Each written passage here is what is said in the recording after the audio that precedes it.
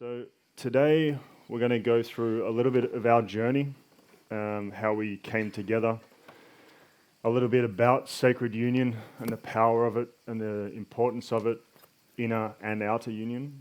Then we're going to, it was meant to just be a talk, but we're actually going to make it a little less boring than that. So we're going to do some practices and give you an embodied experience of both masculine and feminine and what that looks like and what that feels like with somebody else.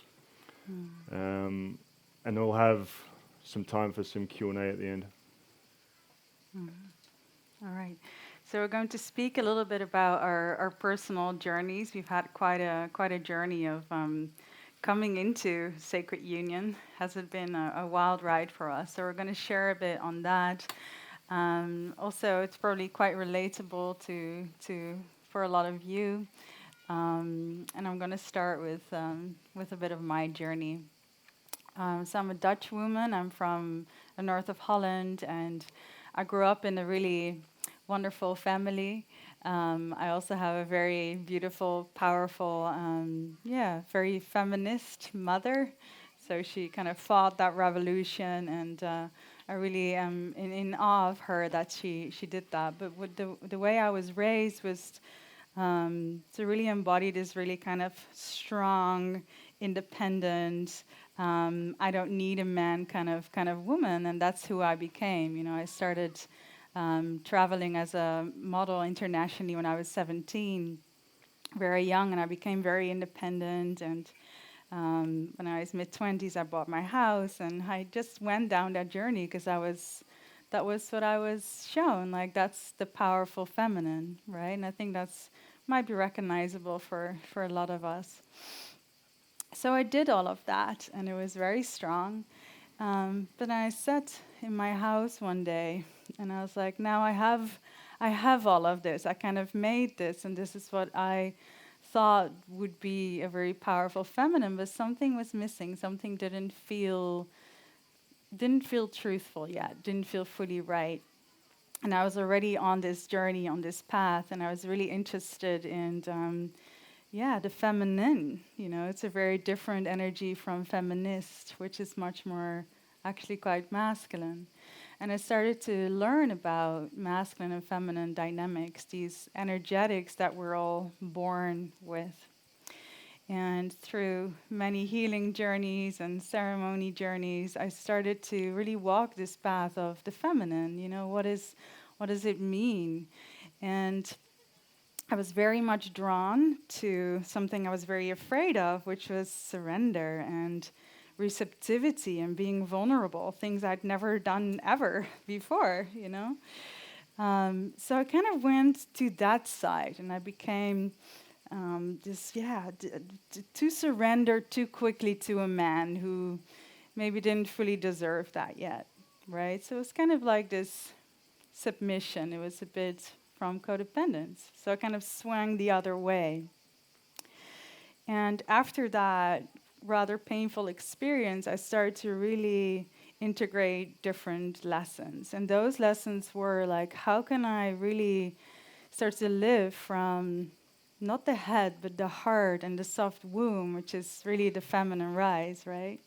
And how can I learn, how can I keep living in this way that is surrendered and that is receptive, as my feminine core tells me, and that is, from this more vulnerable and longing place without it becoming codependent, without it becoming needy or extractive or controlling or armoring, right? On one hand, we often have the hyper independent feminine who's like quite armored, quite close, quite in her head, maybe controlling, maybe picks man she can be a bit more controlling over, doesn't have to be so vulnerable. And then the other side is like this more codependent feminine that can be a bit more needy and extractive. And I really started to walk this journey of how can I be in this really feminine state from fullness. And what I really found there was my inner union. So the king within myself who holds me and protects me and provides for me and encourages me from within and without. So really starting to cultivate that connection to the divine masculine or God, whatever your name is for the primordial divine masculine. And that's really where I found my answer. It's like, wow, I have union with him. I'm satiated, right? I'm satiated. And I have this connection to God and Goddess. I'm so full. I'm so held by this frame. Now I'm ready. I feel like I'm starting to now touch the readiness for stepping into the true union that my soul really, really desires and step into this place from fullness and not from codependency, not making the other man demasculine, right? First, my inner wholeness, outer wholeness, and then into union.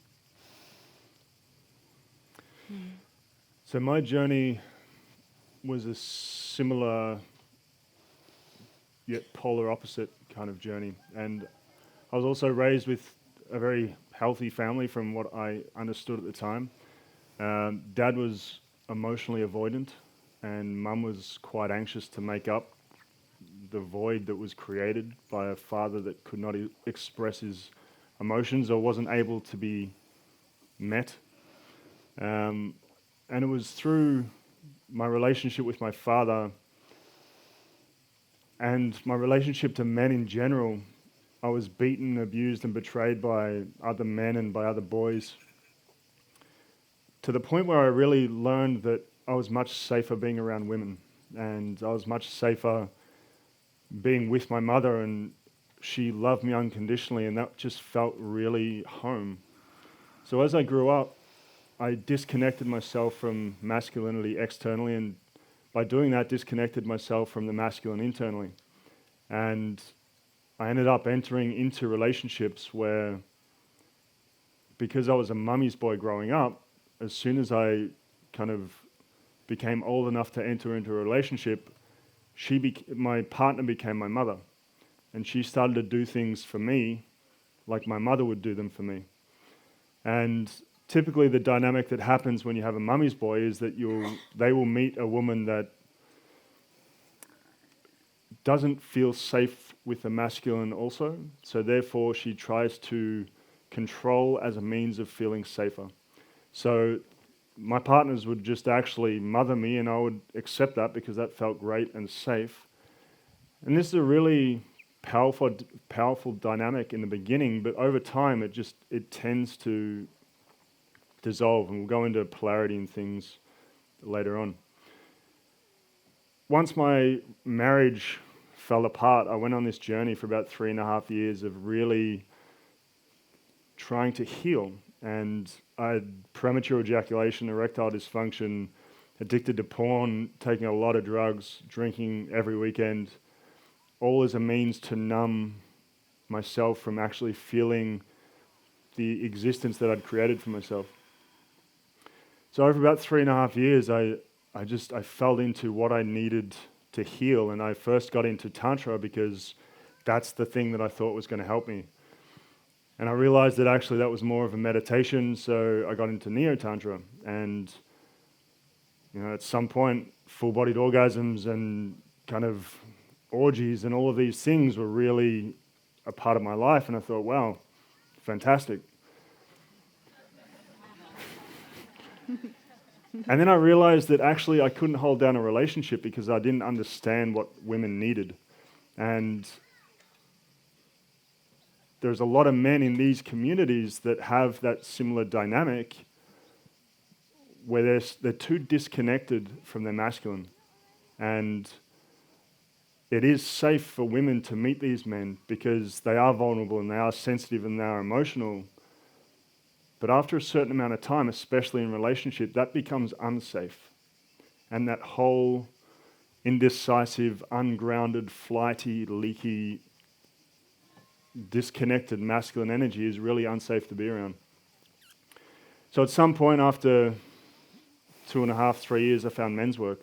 And it was through men's work that I started to understand the wounding that I had from my father and the wounding that I had from the masculine in general, and I started to heal that.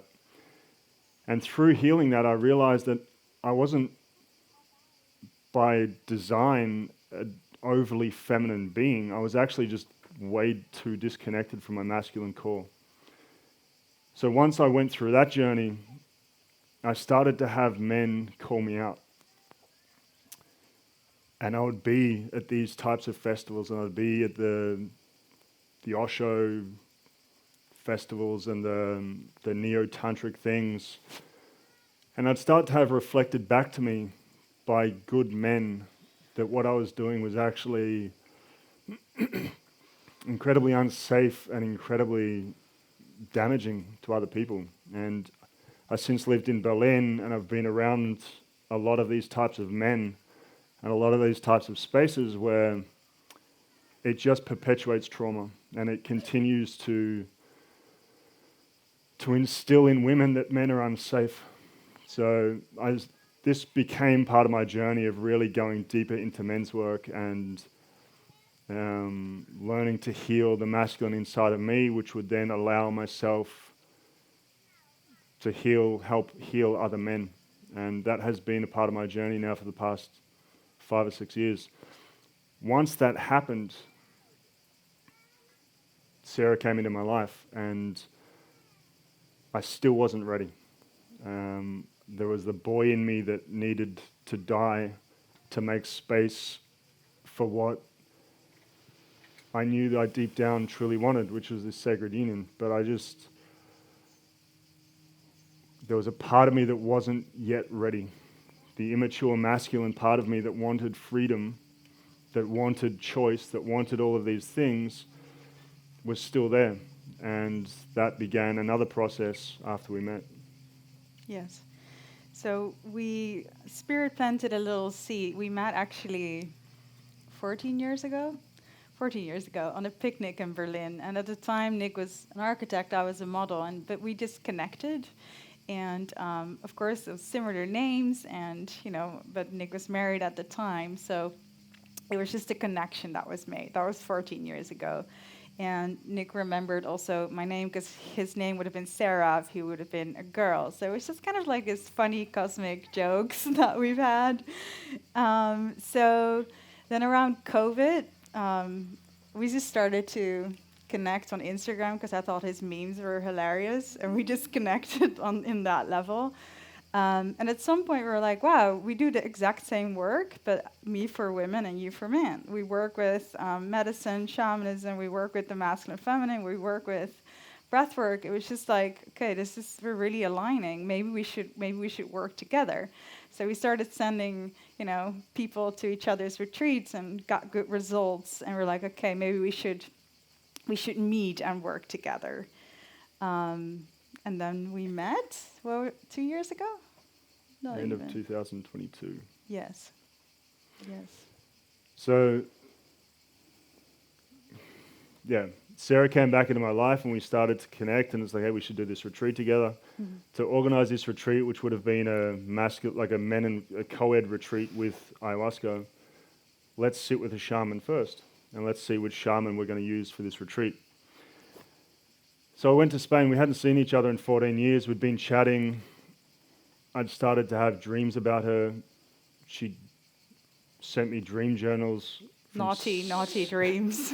Inappropriate stuff. But we still hadn't seen each other. So no. there was something in the field, because the fucked up thing was that she was engaged to somebody else. Yep. So we went to this retreat, and we drank medicine, and I just remember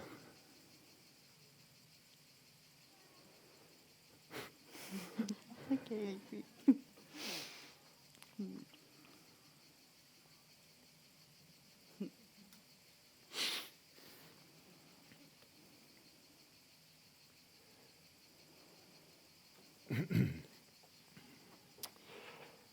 I just remember thinking that I never experienced a woman like this. and fuck, she's engaged to someone else. But at some point, whether it's 6 or 12 months down the track, this will be a thing. And there was somebody at the retreat who said, you need to go see this channeler. And I've had different experiences with different channelers, and some of them are incredibly powerful, and some of them are just charlatans. And everybody was talking about how powerful this channeler was. So I went and sat with this woman, and I take it with a grain of salt, but I had this deep, like this profound feeling of this connection. She has the same name, we do the same thing, we met 14 years ago. This is not just some wild coincidence. And I sit with this channeler, and she says, I asked her a bunch of questions, and she kind of just guessed that I do men's work. So, okay, that's not bad. Random guess. And I said, I really want to have a family, but like, is that going to be a thing? And she said, you are from a star, and there's only 9 of you on this planet. And unless you meet one of these 9 people, nobody's going to be able to hold your seed. So, well, that's a fucking 1 in a billion chance. What are the odds? They could be really old too, or yeah, they could be a baby. they could just be all 86. men. Yeah. And I was like, well, what about a relationship? I really want a relationship. And she's like, same thing. You'll need to meet one of these 9 people. I was like, oh, well, fuck, what about Sarah? It was just like an off-the-cuff comment, and she thought for a second, and then she just had this like lightning bolt. Wow, she's one of the 9. And I'm like, convenient. And she said, you need to convince her to go back and end her relationship. You guys are meant to be together. And I'm like, it's not going to happen. Like, maybe you speak to her. So She did. So she did. Yeah, she's like, and I know her quite well. She's one of the few that I really trust. And she went, you have to go home. You have to leave your fiancé. You have to make a baby. He's going to be such a bright star. It's going to be a boy. I've seen him. And you have to do it fast and now. And I was just like, wow. Okay. So I had a good relationship, you know. It was a beautiful relationship too. But in a different, more, how do I say this right? Wasn't fully for my soul, I would say.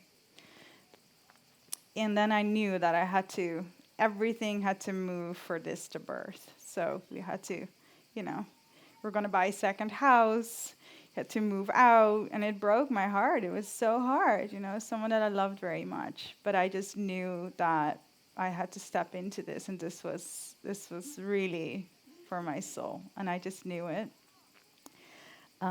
So it took me about 6 months, I think, to go through this and do it well, and also take some time for myself, because I knew that if I were to be with a man in real union, I knew intuitively, like, this is a man I can't control. This is a man that deserves my surrender, and I need to be ready. I need to be fully in my womb, in my deepest feminine, because it's going to shake. It's going to shake me, This is sacred union. And I really did the deep work of shedding my patterns, really committed to healing, trauma, everything that was there, so that I could welcome in him as my king, So I was really by myself, not with anyone else, and just really devoted into preparation, to real preparation, so I could really show up as the embodiment of love, not from what I would need from a guy or wanted to extract from a guy, but really as the embodiment of love from fullness, so I could give him my vulnerable heart, my receptivity, my surrender, without extraction, and really from this place of feminine fullness. right? And I could really be in my desire and my longing without that neediness, without any of those trauma or conditioned dynamics, you know? And yeah, then I called you up. And she called me up. So this was about 6 months into it, and we had pretty much no contact the entire time. I was traveling, I was going through my own process. And a lot of the training I've been doing for the past few years is in sacred intimacy and relationships and polarity. And I reached this point of knowing that this was it and this was what I wanted, and I wasn't ready. And there was a part of me, as I mentioned before, there was a part of me that needed to die. And the problem, one of the major problems we have in Western culture is we don't have a rite of passage for boys. We don't have an initiation. So there's no point where boys suddenly become men, which means that most men in society today are actually just uninitiated, immature masculine. And one of the traits of the immature masculine is this inability to commit, and this constantly seeking more and more because he can't find it within. And there's a Krishnamurti quote about the plight of society is when you see men constantly seeking external experience because of the malnourishment from within. And I went through many processes, deep grief processes, and real, like, in the end it was a Sundance that kind of hit me in the spot that really landed for me. And at some point she calls me and she says, "Claim you'll lose me."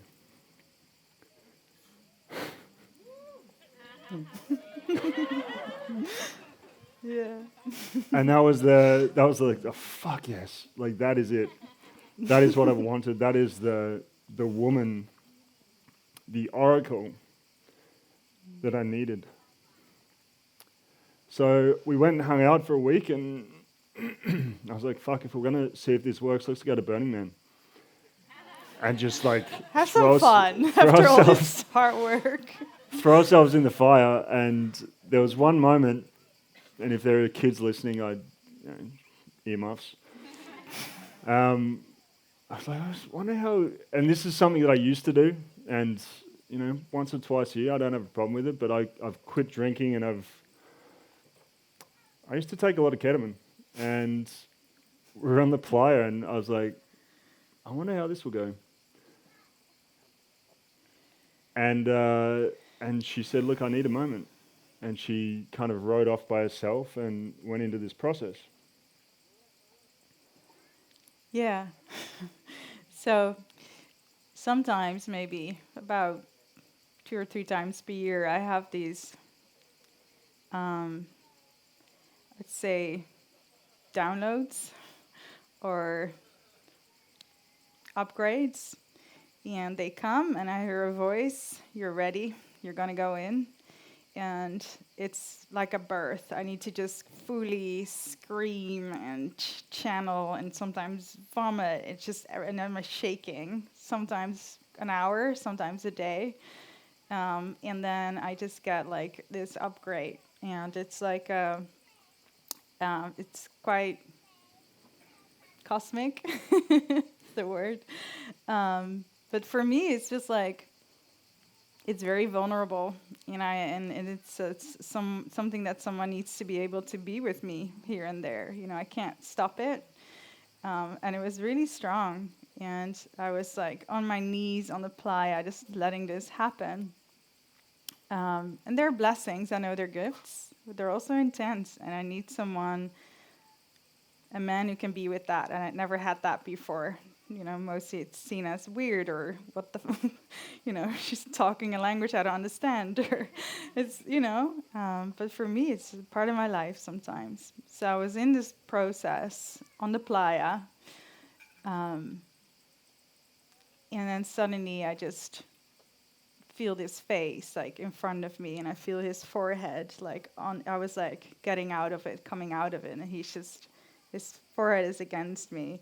And there's just so much love and peace and acceptance. And for me, that was one of the points. I was like, okay, this is him. He can be with that full orgasmic, wild, full feminine, the mystery, and just love it, So, yeah. And I was just looking at this beautiful woman, half naked on the playa, light language, screaming orgasmically, and I just thought, fuck yes. That is it. So a couple of weeks later, I was on the equinox, and we thought, let's just make this official. Yes. And then less than 3 months later, she was pregnant. Of a boy. Yes. Yeah. Yeah. So Yeah. this was September last year. So we met 14 years ago. We reconnected. It wasn't, oh my God, this is it in the beginning. It was just her COVID memes are very funny. She gets it. And then we stayed in touch, and then eventually we realized that it was real, and it was actually deeper than we could control. Yes. And what it required was us to do our own work in a way that we'd never done it before. And so we want to go now into the 4 quadrants, kind of something that we've just come up with, the 4 quadrants of sacred union. So the commitment, devotion, intimacy, and polarity. And you can have 3 of the 4, but if you don't have one of them, something's going to be missing, and there's going to be some kind of malnourishment within the relationship. And commitment is a commitment to not only partner, commitment to self, commitment to the union, commitment to doing what is necessary to heal and to grow and to evolve. And a lot of the time, you meet someone in a relationship and you get to a point where they shine a light on something you're not ready to heal, and it doesn't work. And I'd had that a few times, and Sarah pointed to some blind spots of me that only she could have done. And it took a lot of commitment on my part to actually just suck it up and see that she was right, and see that her oracle was trying to pull me forward and call me forward and call me up. And it wasn't complaining, it wasn't nagging, it was, I see you and be better. And that was something that really hit me deep, and something that helped shift the needle big time in my life. Yes. Devotion is the other one, and devotion is what makes it sacred. Devotion to other, devotion to love, devotion to consciousness. So we'll speak of masculine and feminine as consciousness and love. And there's something about devotion and generosity. And it's so easy when you both collapse in relationship to just be like, fuck it, it's their fault, it's not me. And you sit back and you wait for them to do something, rather than being generous with love and generous for love, and actually putting on your big boy pants and stepping forward and say, okay, I love you, I'm upset, I'm angry, and fuck you, but I love you. And then doing the thing that it takes to repair the rupture. Can I? Yeah, okay. sure. So, with commitment, I'm wondering, who are you is in sacred union or longs to be?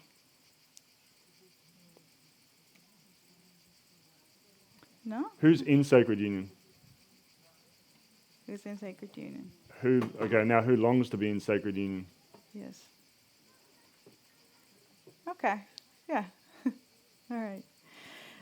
So many of us long to be in a beautiful partnership, right? A beautiful union.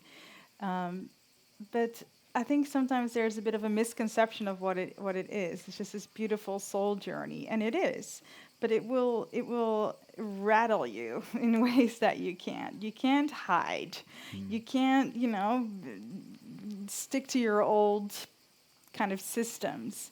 It will open you up and break you open like never before. It will really pull you into your deepest childhood patterns and unravel them, and really allow yourself to be seen and loved like never before, in a way that we often really so much desire, right? Because this longing for union, longing for the deepening of with a masculine and feminine pole is like ingrained in our soul, right? It's ingrained in our soul because yes, we can do it alone. Yes, we have inner union. Yes, we are whole within. But through a deep man who is connected to consciousness, a woman can deepen in a way that she can't, actually open in a way that she can't without him. There's a quality of his containment, his seed, his penetration, his depth that she can't fully reach alone. And that's a deep longing that we have. And it's a very, one of our deepest, right? To come back to that, that oneness. And the same for also a more masculine, energetic being is like you reach the unseen, the mystical, the multidimensional, the energetic, right? Through her womb, because she has that connection that you have less, right? So that's the longing. There's this yearning to, to come back into this fullness. It's so inherent to human beings, right? And to really honor that devotion and that connection to that longing that lives within us. Yes. And then also this part of devotion is like, devotion gives it something. I feel like commitments like this and devotion just pulls it there, right? Like it's just like, oof, it just brings in the greater love. It brings in divinity. It brings in raising a family together. It's like there's something higher or bigger than just your two desires, right? And that really brings so much power to a relationship, right? Like what are you both devoted to?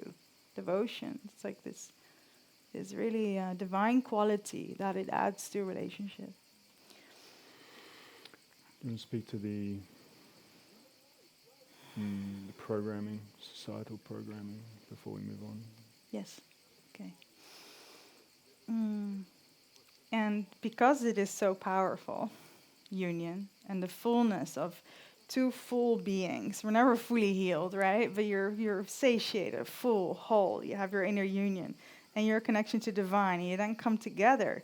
It's so powerful. It's so strong that there's many dynamics that also try to keep us away from that, right? There's our traumas, there's our conditioning, there's our fears, right? But there's also this, like the programming in society. There's a lot of anti-union programming that keeps us away from our core desires, keeps us away from really claiming this union that really is our birthright, right? There's a lot of, I think it's important to understand that there's, because it's so powerful, because when you have it, it's like, it's not that it's easy, but it's so strong and it attracts so much love. It ripples out into your family, your community. It ripples out into the world. It's a force field, right?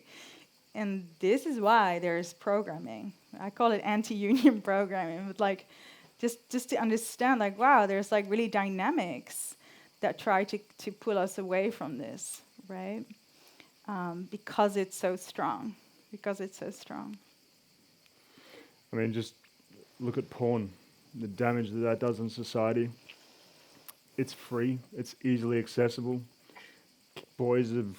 Children from the age of 11 on average are looking at porn now, and the damage that does to us sexually, the damage it does between the relationships that we have with women. Teenage boys who watch porn think violence against women is actually okay. It's like 76% of teenage boys that watch porn.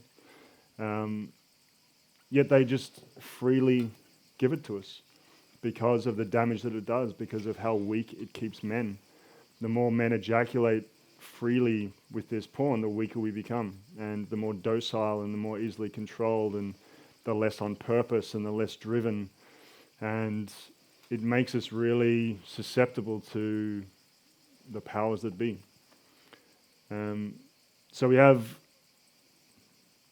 commitment, we have devotion. The other thing about devotion and about generosity that I love, and something that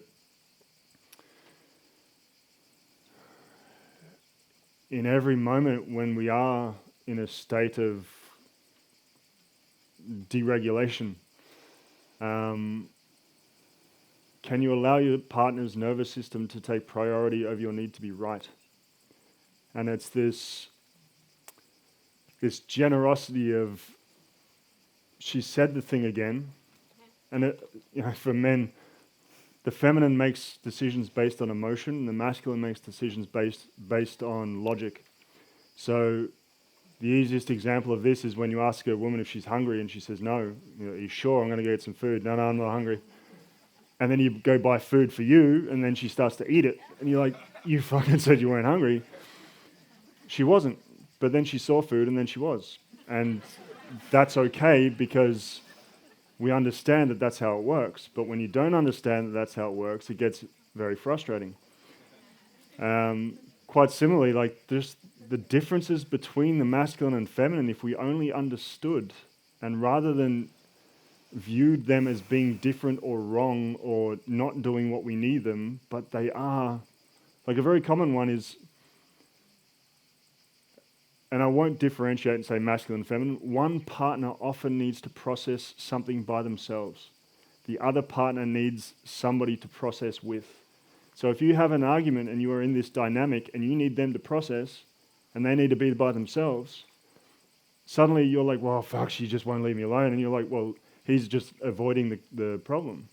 So when you understand that this is one of the differences, my love, I want to have this conversation with you, but I need 20 minutes to process by myself. And you set that container. And this is, the masculine container, the feminine energetic within it. And we'll go into this dynamic in a moment. Intimacy is a big one. And Sarah said something before, polarity without intimacy is just a trauma bond. And you can, I've had the experience of being in a relationship where there was no intimacy, but we would fuck all the time. And it was just because there was nothing else for us to do. And learning intimacy. So there are 5 types of intimacy. We know the physical, we know the emotional, but there is the spiritual, the intellectual, and the experiential. So I was talking to a brother the other day. He's like, I love to go to these things with my partner. Amazing experiential intimacy, to go in and do healing retreats. It could be chess, it could be baking a cake. Doing something that you guys both love to do together is experiential. We talk about this shit all the time. So this is intellectual intimacy for us because we both love it, and it's a really nourishing thing for us to do. I've had an ex-partner where I couldn't talk about anything because we were just on different wavelengths, and there was a malnourishment there for both of us. Spiritual intimacy could be meditation, could be nature, could be church, could be being out under the sun, whatever it is, but it is something that you do together that brings you both joy and love. And then you have the physical, and then you have the emotional. Energetically, man and woman, not masculine and feminine, man and woman are physically built differently. So energetically, our cocks penetrate and our hearts receive. And a woman's yoni receives and her heart penetrates. So you bring a man and a woman together and you start to create this energy, which means to open his heart, you turn on his cock, and to open her yoni, you turn on her heart first, which means most men will become more heart open when they're turned on physically.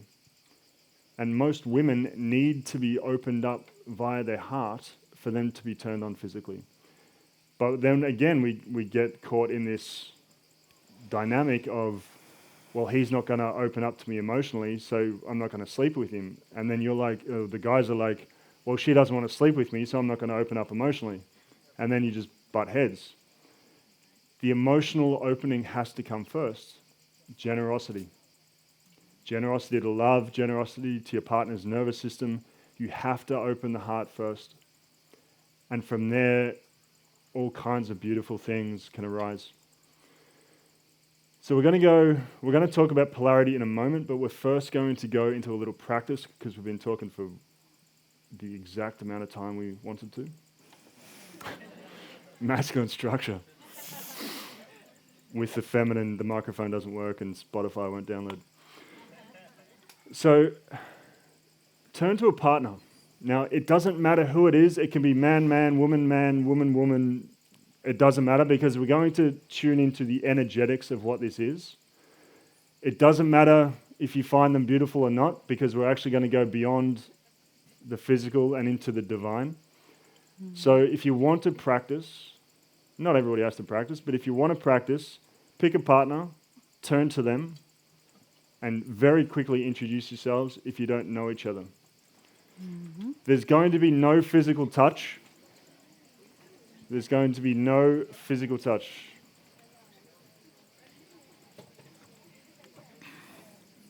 What's this?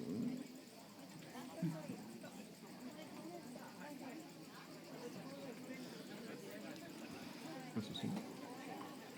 We're crushing it. Oh, Rick, but it hasn't downloaded. Which one?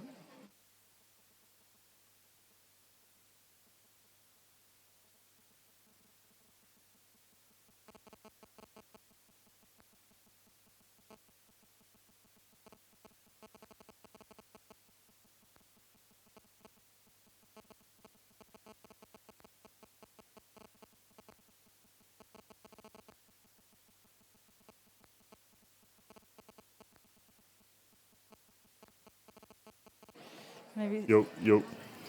start with on the nature of daylight and then breathe me. Start with on. Okay. Hello. Yo. Sorry. Okay, hand up if you can hear me. Hand up if you can hear me. This is a kindergarten practice that somebody taught me. It's amazing. So, we're going to go into a little bit of emotional intimacy now. So, if you face your partner, one person, partner A, put your hand up. Doesn't matter who it is. You can't have two partner A's. Okay, so looking at the partner in front of you, you're going to look into their left eye. If you don't know which eye is your left, point to your left eye. All right, so everybody, don't look around the room. Don't look at me. Don't look at anybody else. Look at your partner's left eye. You can't look at your left eye no matter how hard you try. So you look at your partner's left eye. You look at your partner's left eye. There we go. Okay. So partner A. If your partner is a man, you are speaking to the masculine as a whole. You're speaking to your father, your brother, if you had one, your ex-boyfriend, ex-husband, your current husband. You're speaking to the masculine as a whole. If you are speaking to a woman, you're speaking to the feminine as a whole. So if it's two women, then you are speaking to all of the women you've ever encountered. So looking at your partner in the left eye, everybody taking a deep breath.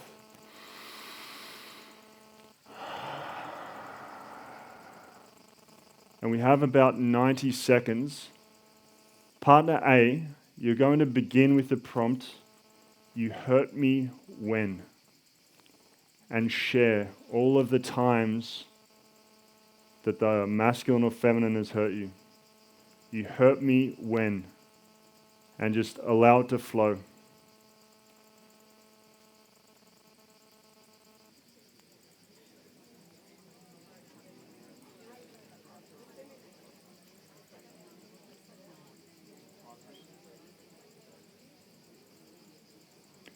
You hurt me when you betrayed me.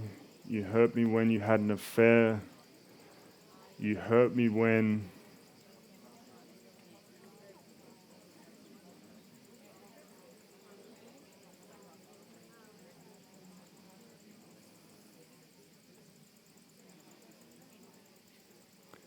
And just keep going. Partner B, you are just receiving. There is nothing to fix. There is nothing to touch.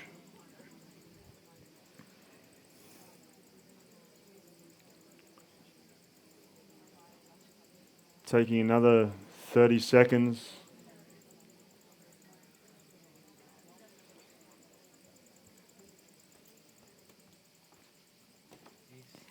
The Wi-Fi is not working. I can't download the songs, and this noises music is not working. In 5, 4, 3, 2, 1. Coming to silence. Coming to silence, allowing that to be enough. Taking a deep breath. Maintaining eye contact. It's really important when your partner is sharing that you do not drop them by looking away. It feels incredibly unsafe to be sharing something so vulnerable and then your partner looks around the room. So do not drop eye contact. And partner A, you're going to go again. I love you because. I love you because. I love you the times we used to hang out at the sporting field and we used to play together. I love you because of the way that you love me, that you make love to me. I love you because.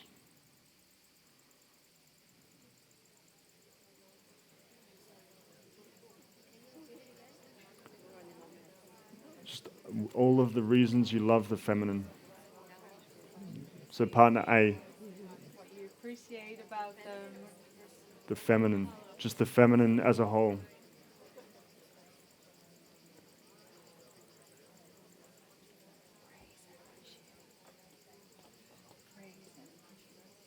Everything that you praise about them, everything you appreciate about them.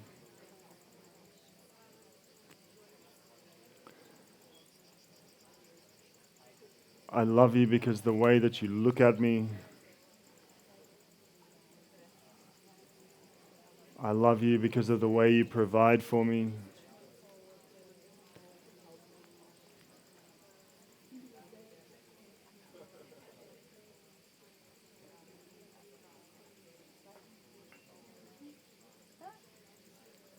I love you because.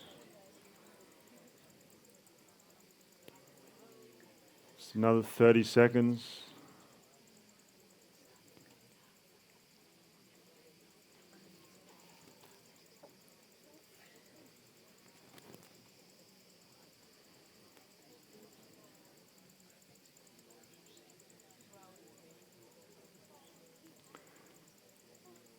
In 5, 4, 3, 2, 1. Coming to silence.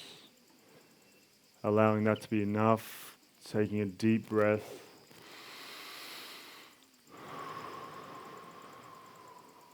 Maintaining eye contact. And partner B, give a little bow to partner A for their vulnerability.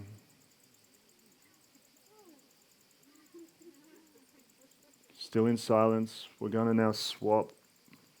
So partner B, looking into the eyes of your partner. You hurt me when. You hurt me when. And share all of the times you were hurt either by the masculine or the feminine.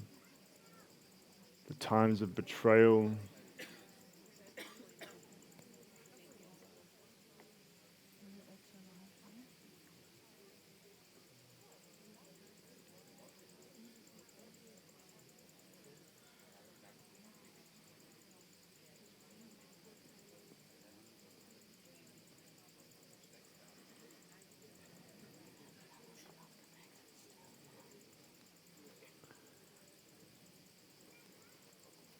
You hurt me when you abandoned me.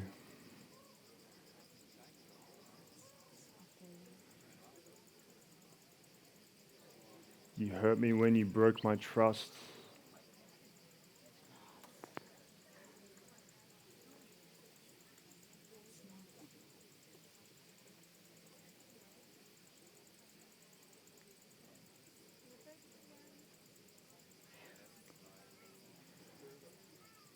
It's another 15 seconds.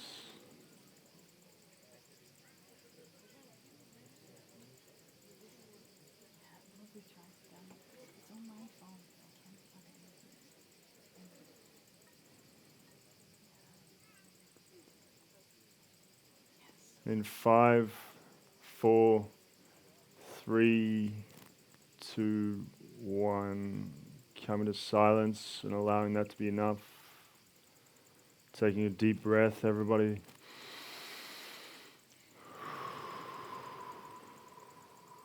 And the partner receiving, just notice the tendency or the desire to try and fix rather than just sitting and allowing and receiving. Now, partner B, I love you because. I love you because.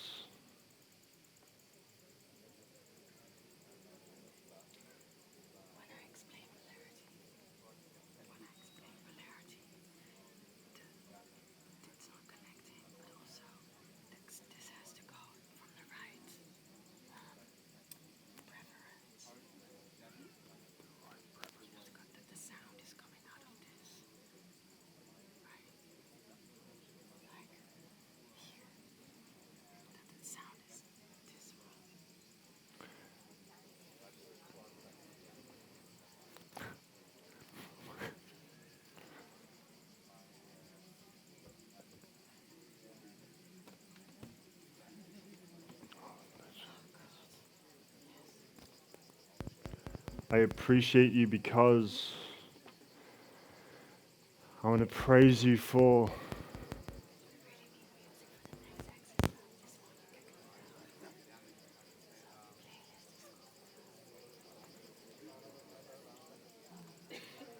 All of the ways, all of the reasons why you love the masculine or the feminine.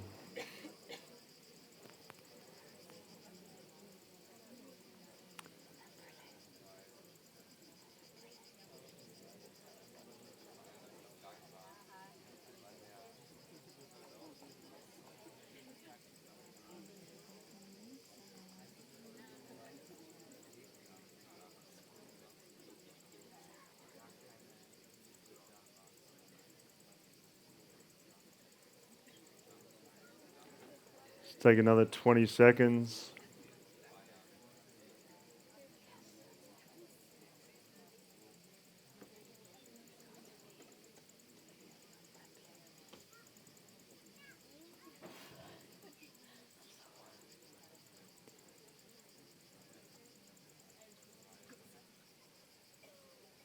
In 5, 4, 3, 2, 1. Everybody take a deep breath.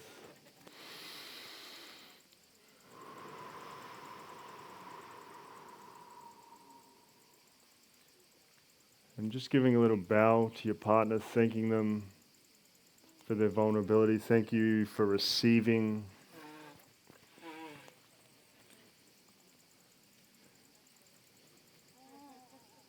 Beautiful.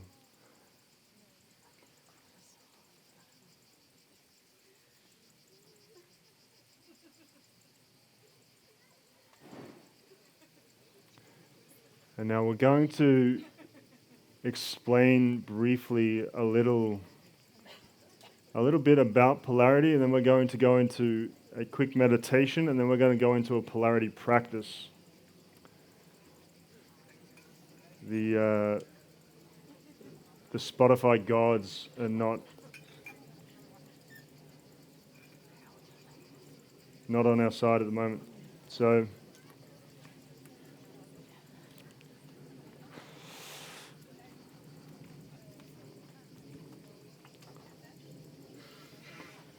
All right. Can you still hear me? Yeah, can you hear me still? Yeah. All right, so from commitment and devotion into intimacy, what you've just felt, intimacy, can you hear me? Louder? Oh, there we go. I'm back. Intimacy is about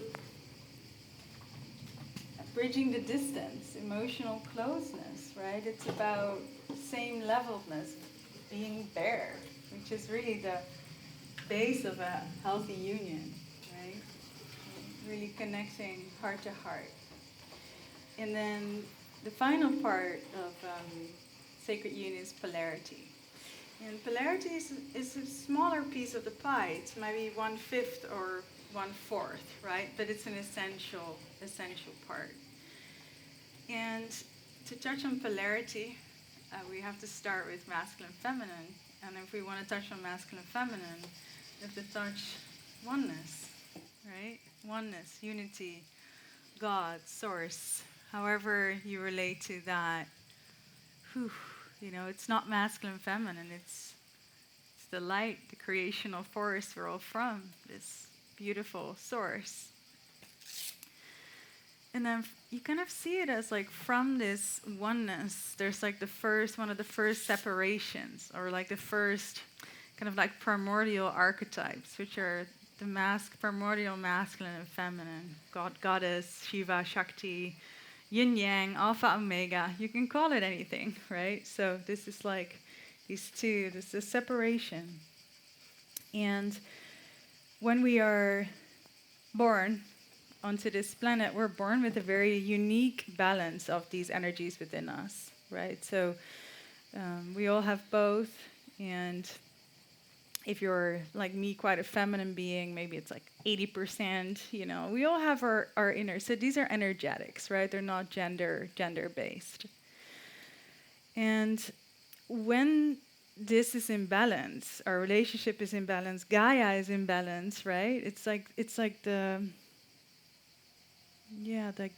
essence of the disbalances on this planet, or the corrupt systems on this planet, are disbalances of masculine and feminine energy. So the return to our inherent balance, right, is really deep work, and some of the deepest work we can do for ourselves, our relationships, and for Gaia, right? To really return to this inner union we're born with, this energetic balance we're born with. So that's masculine and feminine. And then polarity comes in when a partner comes in. So often we attract a partner who has a similar inner balance, but the other way around.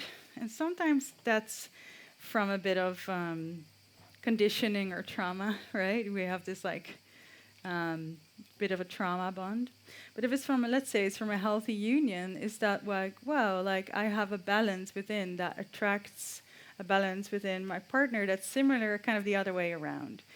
And so polarity is really the magnetism between two beings. So the more of a difference there is between masculine and feminine energy, the more attraction there is, the more magnetism there is, right? The arc of sexual desire is bigger, right? So if we're in a relationship that's really sameness, only intimacy, it's like best friends, right? But if it's only polarity, then we don't have the safety, right? So we need both the intimacy, and we also need like this beautiful, juicy polarity, right?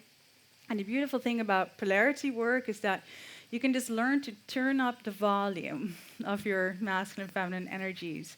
And just a little switch changes the dynamic, right? Changes the dynamic. So it's not something extreme. It's just, just little twitches that bring us back into balance and union through that, right? And it's different from eroticism, because eroticism is kind of that spark you have in the beginning, but eroticism is based on the mystery and not knowing, right? Whereas polarity, you can keep that activated when you're 20, 30 years together, right? So that's really the beauty about polarity work, right? It's something for the rest of your lives. Yes? All right. So we're going to go into a little polarity practice. Meditation. Oh yeah. Actually, no. We're going to go into a little meditation. This is just for yourself, and we just want to drop you into just feeling a little bit of masculine feminine dynamic within yourself first. All right, so whenever you're ready, you can start closing your eyes. It's about a 5-minute, really short meditation. And just finding your meditative position. taking some breath for yourself and allowing your face to relax, your jaw to relax.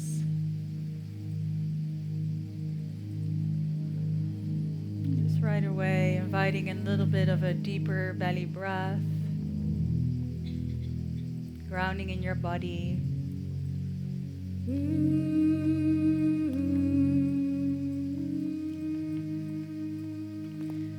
And right away, just starting to notice what your experience around yourselves, and you might notice sounds around you,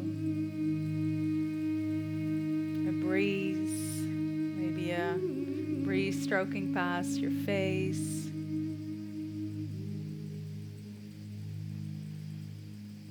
Breath going in and out of your vessel.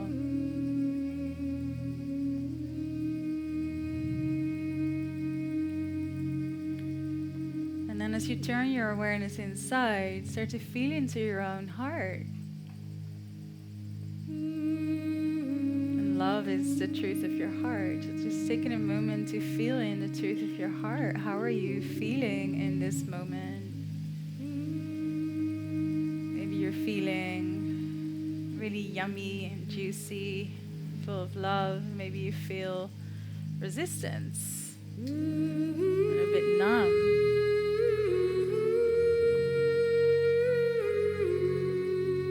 Just connecting to the truth of your heart.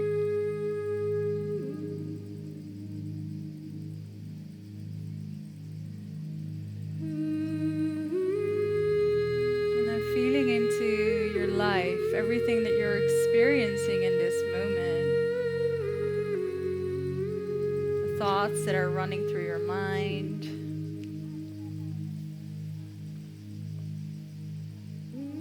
really identifying with this experience of your dreams, your longings, your burdens, everything that's always moving in your life.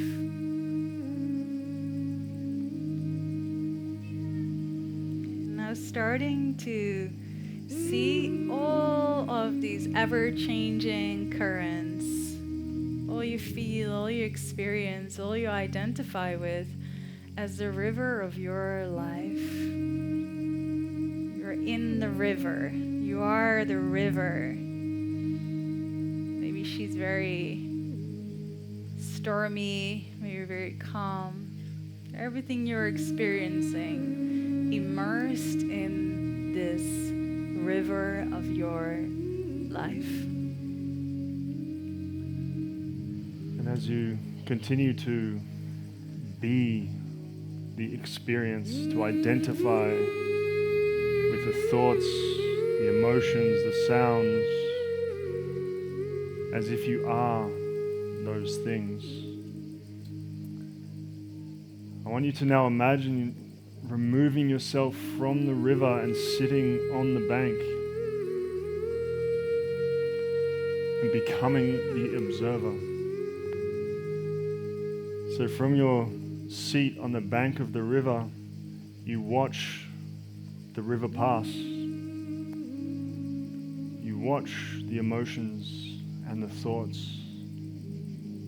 and the experiences and the sounds, all of it. And you watch it from a place where you are the awareness. You are the space in which all of it exists. The experience, the sounds, the senses, the emotions, the thoughts, all of it is constantly changing. And everything that is constantly changing is energy and is the feminine. When you identify, when you become, when you get lost in any of it, you are in the feminine. When you step back and become the observer of all of it, you become the space of which in all of it exists. When your awareness is on the space. You are in your masculine.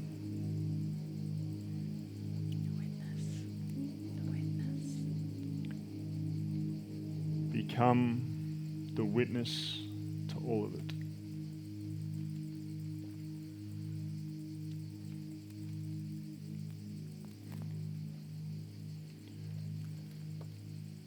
And now, I need you to slowly open your eyes and turn back to your partner. It can be a different partner, it can be the same. It matters not. I have to DJ, I have to look at the songs individually. So can you start? Now, you get to choose, regardless of your gender, you get to choose. One of you is going to be the masculine, one of you is going to be the feminine. So just quickly figure that out now. If it's two men, it does not matter. One of you gets to be the masculine, one of you gets to be the feminine. So just quickly figure that out between you.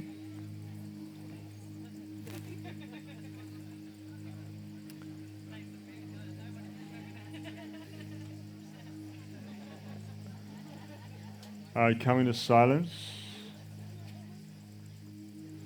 And when you're ready, just before we begin, there's going to be no physical touch. If you want physical touch, Bibi has her intimacy class tomorrow. There is no physical touch.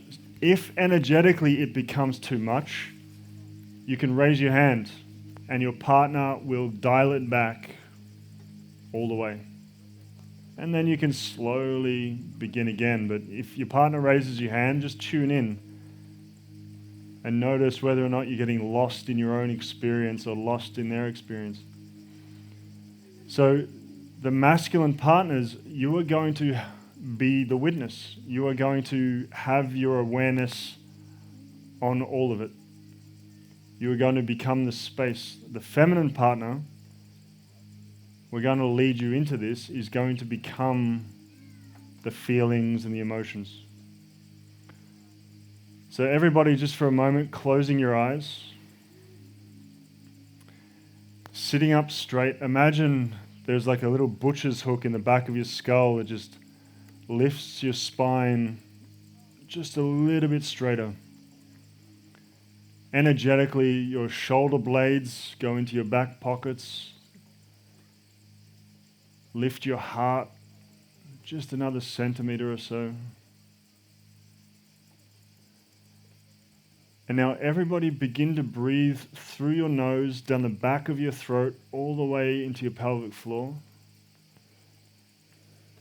And then as you exhale, you can exhale out your mouth, but it comes out the back of your throat, and your partner in front of you should be able to hear you breathe. Good.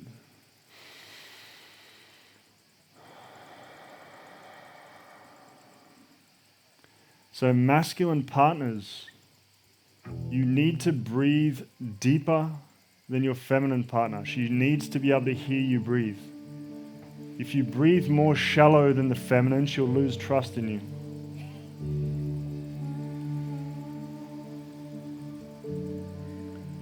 And now masculine partners really beginning to feel the earth beneath your feet, beneath your seat. Feeling yourself ground deeply into the earth. Becoming the space of which everything else exists within.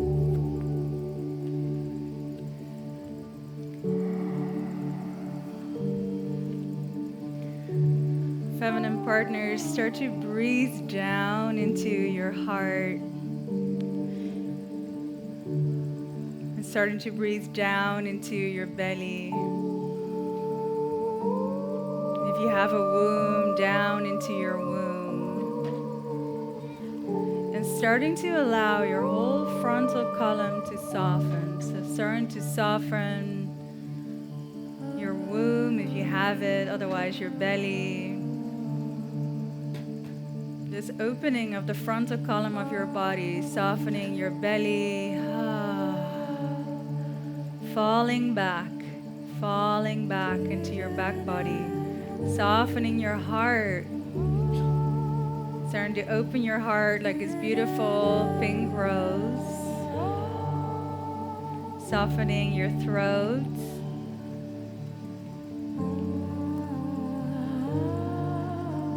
and starting to connect to the truth of your heart. Whatever is alive in your heart, start to breathe into that. And on the exhale, open as it's. Masculine partners, opening your eyes and just witnessing the partner in front of you. Masculine partners physically should be still. You are the mountain. And as you breathe, you deepen, you ground even further.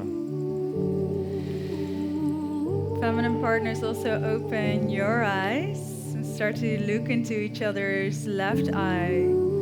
Keep following the masculine, his breath, calling him his, but the masculine's breath.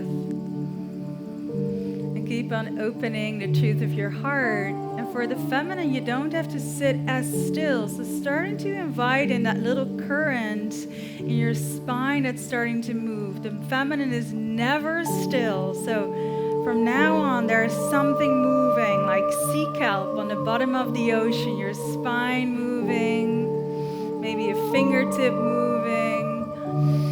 Are you breathing deeply, feminine? And I see some of you guys moving wider, just letting that ripple of movement move through you. There's aliveness that moves through you while staying with the truth of your heart. And maybe there's some sound coming, but let this sound be not a performance, but the truth of your heart of what's coming through. No pretending, just opening. The masculine should be wide enough that whatever she's bringing, you're a yes to it.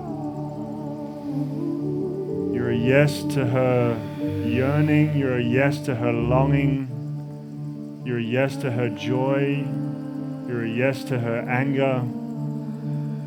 Whatever is rising up out of her that is the truth of her heart, can you be a yes to all of it? Can you spread your awareness so wide that it doesn't matter what she brings, you're a yes? Feminine beings, how can you soften and widen your heart a little bit more?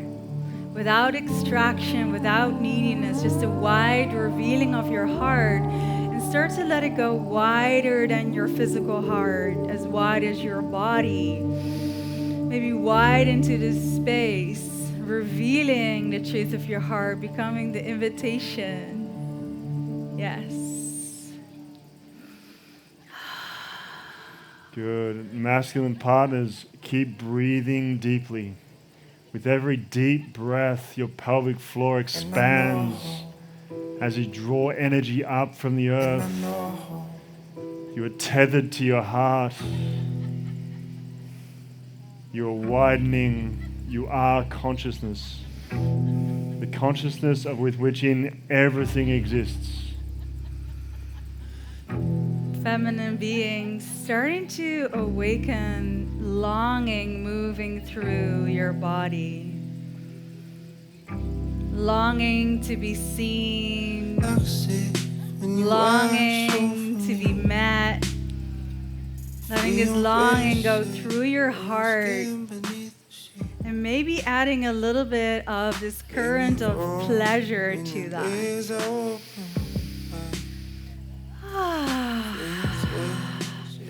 And maybe you feel shy and you're longing. How can you open a little bit more into this yearning, knowing that the feminine, you are everything already. You're just opening to what's there, not a performing, just opening. I'm a woman and I long. I yearn. Feeling this sensuality, this sensual current move through you. Masculine partners. Maybe give her a little smile, like yes. You don't have to be a statue, but you are still, and energetically, how can you be a yes to her? How can you be a, God, I would just ravish you if I could. Physically, you do not touch her. You are sitting there, just allowing her to be her full expression, the fullest truth of who she is in this moment. Her medicine to the world is the truth of her heart. Can you be a yes to it? Showing him your radiance, your aliveness, this current of yearning, this current of pleasure. How can you show this to him through your breath, through your sound, through your movement, and just play with it here? I am the sensual seductress. Yes. Feeling this sensual current running through you. How can you open it wider? Maybe your lips are parting.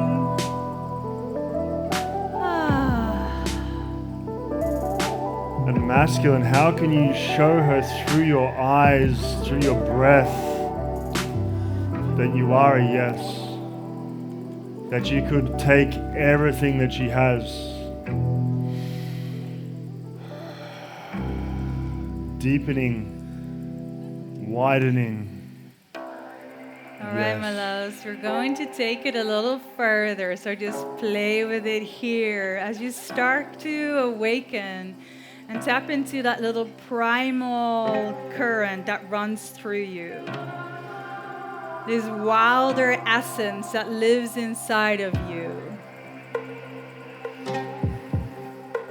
This wild primal woman. What does she sound like? What does she breathe like? What does she move like?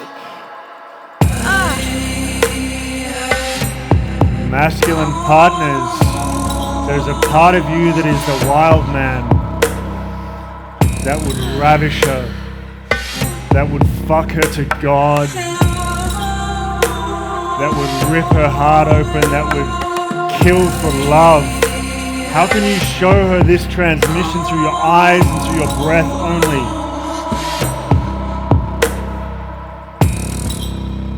How can you show her how badly you want to love her? Like a caged animal that would just break the bars to get to her, yet you are fully contained. You have complete control. Deeply primal, yet divine. Allow yourself to go there through your breath, your sound, your open heart. Feeling the black jaguar ripple through your spine. Yes.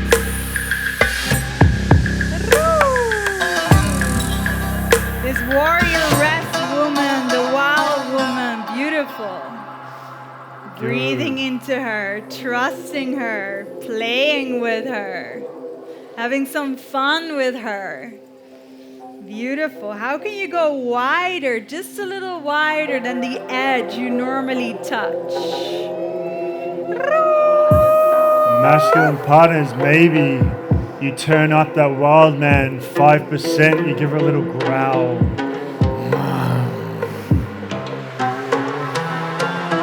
Feminine, let's start to add a little bit of their dark priestess. She was the bridge between the divine and the mundane. I am the dark priestess, the healer, letting her run through your system.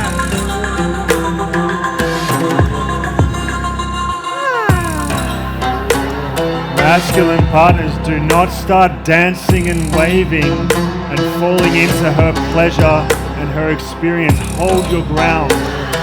Masculine partners, hold your pole. Breathe deeper, ground deeper. Become wider than everything. Feeling Become the as wide fears, as the ocean. fierce, dark mother run through you, through your spine. The lioness. Yes.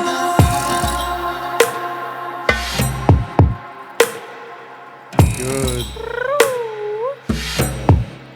Every time the masculine leans out to try and touch, he's lost touch with his masculine core. Maintain eye contact, maintain breath. Deepen and widen as she expresses the truth of who she is. All right, beautiful feminine. Allowing this ripple of innocence to run through your system, this joy that's always available to you. I am the innocent maiden. I am the mischievous nymph. I like to play. I don't take everything too seriously.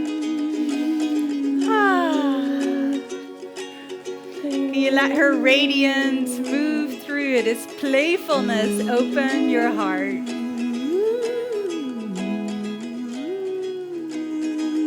As the masculine offers her a little smile, he sees her beauty.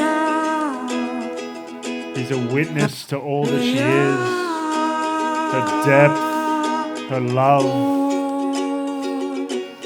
And he simply smiles with an open heart, grounded.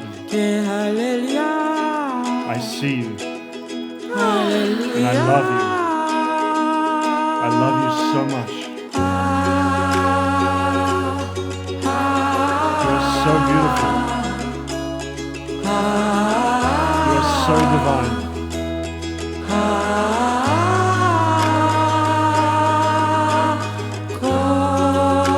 Thank you. Thank you for all you are.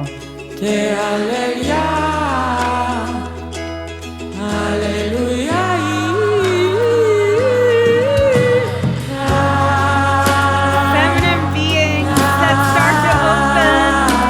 You are the angel of light. The angel of light.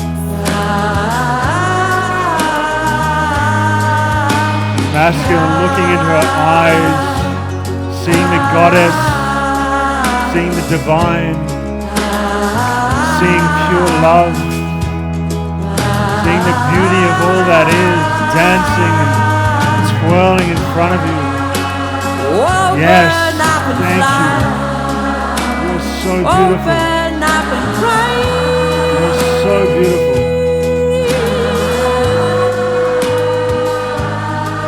I love you so much. You are the divine oracle, feminine beings. You're the divine oracle, the bridger between worlds. You have light streaming from your fingertips. I'm a healing woman. I'm the devotional queen. How can you go wider in your radiance, in your heart, in the gift of being the feminine? Yes. Yes to all that is. Yes to our open heart. Yes to her vulnerability. Yes to her joy. Yes to her pleasure. Yes to the divine chaos that is the feminine. How can you open your heart a little wider?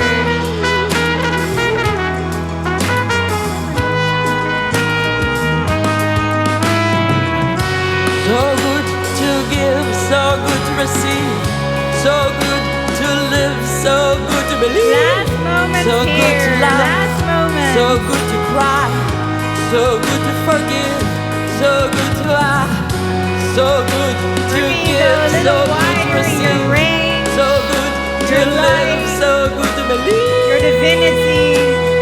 Your feminine.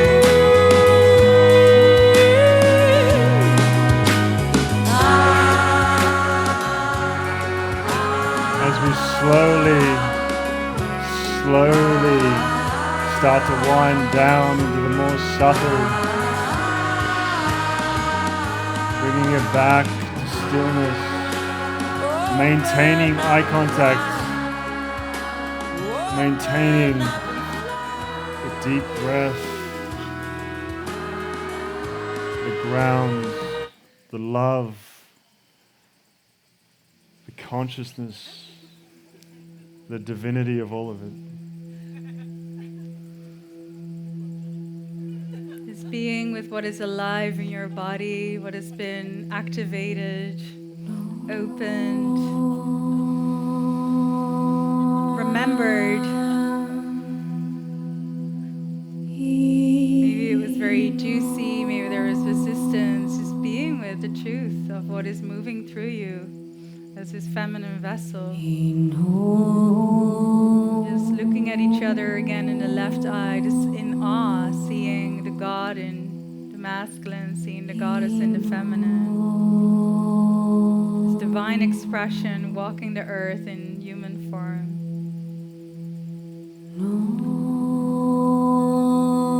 All we want to do is love and be loved.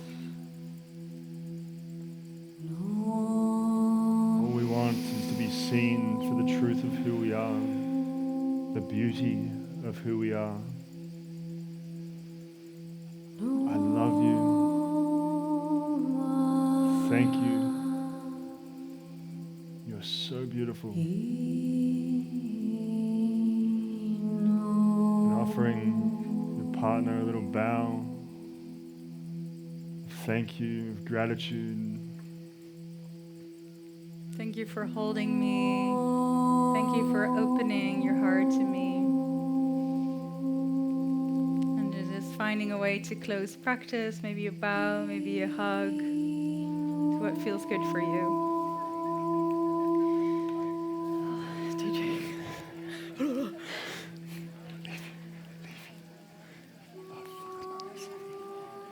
I did good, it was hard. Okay, and coming back into your own space.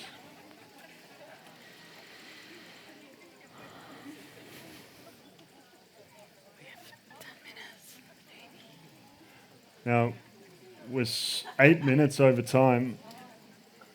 But Unless somebody, we started 10 minutes later, though. unless somebody comes and kicks us off stage, I think we have like 10 minutes for Q&A, maybe. Maybe 5. No, he's on it. He's on it. Get off. Get All off. right. There we go. 5? Okay. No, he's Yeah. 5 minutes. Okay, we've got 5 minutes. You Is there wanna sit any down? pressing questions? 5 minutes. Perfect. Okay, great. You wanna Yes. Go sit down.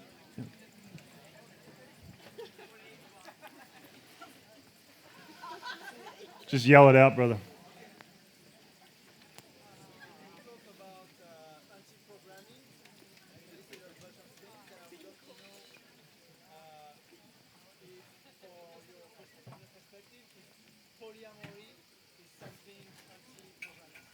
Ooh, juicy question on the edge. So he was asking, you mentioned anti-union programming, and if polarity is a... Polyamory. Oh yeah, sorry, polyamory is maybe a part of that. That was your question. Do you want to start this? Yeah, I'd love to start on that. I've been in that world. It is a perpetuation of trauma most of the time. I know one couple in their 50s who are in it where it's successful and it's healthy. I know 100+ couples where it is just damaging. It is a fear of intimacy, it is a fear of wounding, it is the immature masculine trying to spread his own wounding and his own suffering in the name of free love and all of this other bullshit.